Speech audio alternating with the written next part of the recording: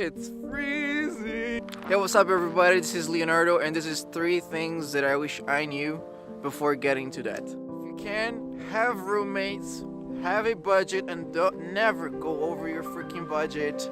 Tip number 1 is living with a roommate. And so I was living on my own since I left my parents, and one big benefit now living with a roommate, of course, is rent, because usually most of your money is the rent.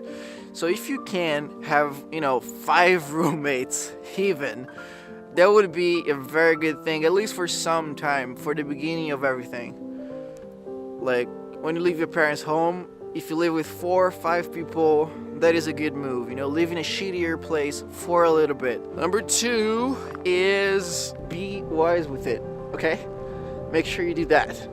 Having budgets, of course.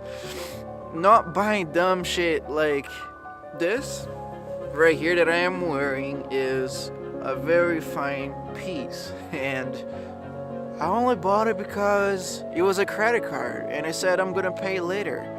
But that's not how to use a credit card.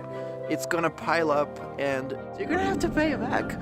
So have a budget if you're gonna have credit cards and be spending money, and pay the credit card back every end of the month.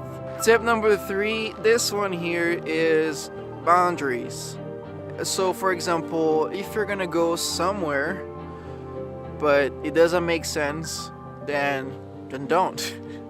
I went to many conferences. I went to 4, 5, 6, 7 conferences about business, to network with people way older than me who are already very successful, and it turned out to be most of it just a waste of my money. I didn't really learn something, or sure I made a few connections, but they didn't help me any where I am in this stage.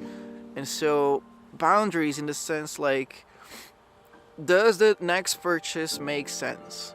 So it's very similar to having a budget, just being wise with the decision that you're gonna make, and not just thinking you're gonna pay it back later, cause shit doesn't go down like that.